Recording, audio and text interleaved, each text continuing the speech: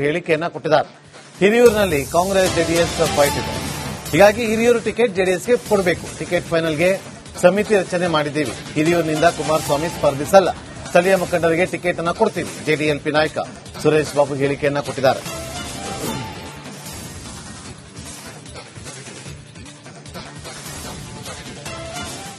ನಾವು ನಮ್ಮ ಪಕ್ಷದ ಅಭ್ಯರ್ಥಿನ ನಿಲ್ಲಿಸಬೇಕು ಅಂತ ನಮ್ಮ ಅಭಿಪ್ರಾಯ ಇದೆ. ಇದು ವರಿಷ್ಠರಿಗೆ ನಾವು ಈಗಾಗಲೇ ಹೇಳಿದ್ದೇವೆ. ಜನತಾದಳದ ಈಗ ಯಾಕೆಂದ್ರೆ ವೋಟ್ ಬ್ಯಾಂಕ್ ನಾವು ನೋಡ್ತೇವೆ, ಅಲ್ಲಿ ಕಾಂಗ್ರೆಸ್ ಮತ್ತೆ ಜೆಡಿಎಸ್ನ ವೋಟ್ ಬ್ಯಾಂಕ್ಗಳು ಅವೆರಡಕ್ಕೇನು ಕೂಡ ಮೊದಲಿಂದನೂ ಕೂಡ ಚುನಾವಣೆಗಳಲ್ಲಿ ಸಂಘರ್ಷಗಳು ನಡೀತಾ ಇರೋದ್ರಿಂದ ನಾವೇ ಈ ಸಲ ನಮಗೆ ಜೆಡಿಎಸ್ಗೆ ಕೂಡ ಒಂದು ಸ್ಥಾನ ಬಿಟ್ಟುಕೊಡಿ ಅಂತಕ್ಕಂಥದ್ದು ನಮ್ಮ ವೈಯಕ್ತಿಕ ಒತ್ತಾಯ ಇದೆ. ಸುಳ್ಳು ಇನ್ನು ಆತರ ಯಾವುದು ಕೂಡ ಇದಿಲ್ಲ.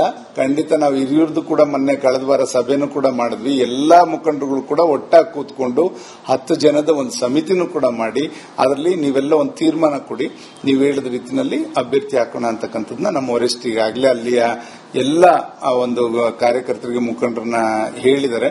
ಖಂಡಿತ ಅವರೆಲ್ಲರೂ ಕೂಡ ಆ ಮನಸ್ಥಿತಿಯಲ್ಲಿ ಇದ್ದಾರೆ. ಯಾವುದು ಇಲ್ಲ ಸೆಕೆಂಡ್ ಇದೀವಿ ನಾವು.